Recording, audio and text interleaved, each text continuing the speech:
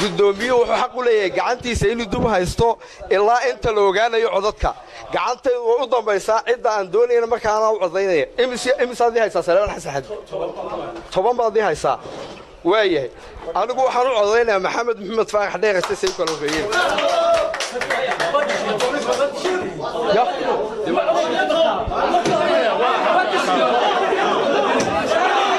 مالك هذا كاوي هذا مساعد يستي طبعا هدي طبعا هيستوي وانا سقال بان مودي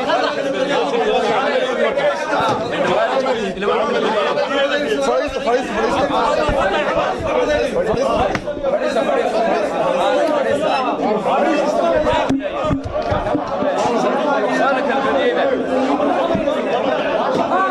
waxa ilaahay mahadiya waqtiga doontaba ha qaadatay haddii hawshiisi nabadoo guul ay noogu soo dhammaatay waxa weeyaan golihii halkan fadhiyey 20 qof buu ahaa 10 qof waxay u codeeyeen Saleebaan Xasan Xadi 9 waxay u codeeyeen Maxamed Maxamed Faarax Dheerayste guddoomiyuhuna muu codeynin oo haddii la kala badi waayo uu cod leeyahay waa sida baarlamaanka oo kale oo aniga marka sida darteed anigu maan codeynin sida darteed guushu waxay raacday Saleebaan Xasan Xadi waxoogaa buuqiyo baa jiray cidii aan mugdi kaga jiray guushu waxay raacday Saleebaan Xasan Xadi hal cod bayna ku kala badiyeen anna maan codeynin salaamu calaykum imisaadii haysaa Saleebaan Xasan Xadi 10 baadii haysaa waayahay anigu waxaan u codaynayaa Maxamed Maxamed Faarax Dheerayste say kala horeeyeen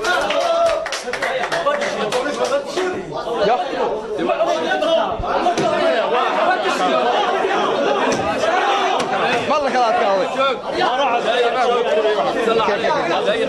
هذا مساعد يستي طبعا هدي imisaadii haysaa Saleebaan Xasan Xadi 10 baadii haysaa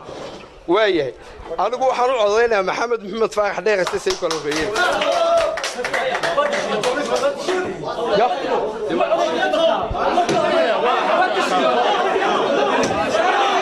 مالك هذا كاوي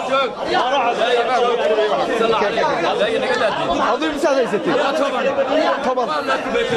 طبعا هدي أولا إلهي بما هدله ما أنت بحن شوقنا سقالي لواتنكي بشي سقالات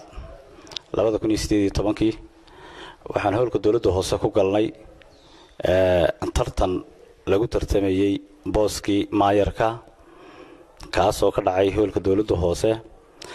sidee wax u dhaceen haddii aan waxoogaa ka taabto waxaa meeshaa ka dhacay wax aad u fool xun baa horta ka dhacay iyada oo taliyaha qaybta wasiirka maxaan ku idhaahdaa ganacsiga iyo dalxiiska intaasiba ay lacag adeegsadeen oo ay ku campaign gareynayeen xildhibaanada qaar ka mid ah iyagoo soo saaraya wasiirka ganacsigu inuu hadeeru yahay oo ku bari taageerayo waa inaan iyo aabihii oo halka kula tartamay anigu waxa ilaahay mahadiya inaan si qurux badan uga guuleystay taas oo ku kala baxnay 10 iyo 10 cod imisaadii haysaa Saleebaan Xasan Xadi 10 baadii haysaa waayahay anigu waxaan u codaynayaa Maxamed Maxamed Faarax Dheerayste say kala horeeyeen habase ahaatee idinkoo fiidiyooyada daawan doona oo ku dhawaaqay wasiirkii shir guddoonka cod ma laha ee cod ka jar sheeg guddoomiye sheeg ilaa adigu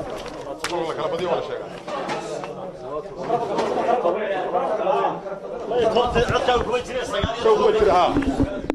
golahay bisaa fadhida soo mahala 20 baa fadhiya adigu iska reeb war ma codaynta male marka la kala badiyo marka la sidmu kala saaraya waa sida weey hadda war sharaf waan ku leeyahay dhageyso waan waan suga bada waa ams wala kaams wala ma gudoomi uu codeeyay ma codeey baarlamaanka anigu markii hore maan codeyn waxa uu codeeyay Saleebaan Xasan Xadi 9 Saleebaanna 10 baa u codeeyay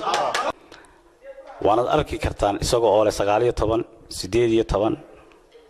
iyo wax la halmaala mar 9 mar 18 mar 10 iyadoo aynu jirin wax ka aamusayna tiradaasina aad u kala duwan tahay habase haatee bulshada boorama waxaan u sheegayaa hadiiba ay sidaa noqoto magaaladu waxa weeye fadqalala saaxa iyo uu ku sii badanaya iyo buuqa iyo rabashku meeshaasina wuxuu ugu talagalay in wasiirku isagoo kii amniguna joogay in amni darra ka dhacdo balse waxaan u sheegayaa bulshada in amni darra dhacayn maayarka xaq ah haddii xaq meesha jira anigu aan ahay maayarka xaq ah iyadoo ay ku cadaynayso wixii halkaa ka dhacay bulshada mar walba waan mahad celinayaa xildhibaanada intii dooratay intaan dooranba waan mahad celinayaa haba se ahaatee xukuumadda xagga sare waxaan tusayaa waxa halkaa ka dhacay in ay foojignaan gaara u yeeshaan haddii ma garanaysa ay foojignaan gaara u yeelan waayaanna dee carqaladda magaalada ka dhacda waxa u sababa wasiir saajin iyo wasiirka maxamed muuse deeriye oo ah wasiir ku-xigeenka amniga labadaa wasiir waa laba gunaysan iyaga laftarkooga oo kuwii socdaya qaybtood bay ka yimaadeen ujeeddayna uga yimaadeen waayo wafdi dhan oo wada socday haayeen haafna uu soo galay haafna uu baxay ujeeddada meesha ku jirtaa dee waad la dhasan kartaan waxyaabo badan oo suuban baa jiray ina muuse deeriye wasiirkii amniga iyo dowladaha hoose wuxuu iibsaday kursiga inanka uu doon la jeclaaday hadduu inanka la calmaday dee inuu soo magacaawduun bay ahayd inuu tartan iyo cod geliye maahayn codka iyo tartanka halkaa ka dhacayna si qurux badan oo sharaf laan uga guulaysanay habase ahaatee isagu ugu dhawaaqay dhawaaqaasina socon maayo magaaladuna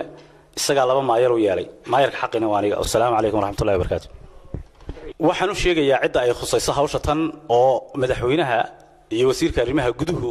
ay ugu horeeyaan haddiiba arrinta noocaasa ay ka jawaabi waayaan oo degdeg uga soo jawaabi waayaan si dhaqso leh weliba hawshaasi weliba aan sii tilmaamay ee ninka ka dambeeyey uu yahay maxamed muuse deeriye tan wallaahi billaahi tallaahi waa lagu kala tegayo halkan caari labaad baan ka noqonaynaa madaxweyne waxaan ku leenahay haddiiba barigoololayo galbeedna uu kugu qiiqi doonaa wallaahi gogashay kugu soo geli billaahi gogashay kugu soo geli waa inaad ka qabataa wax haddii kale adigaa yaqaan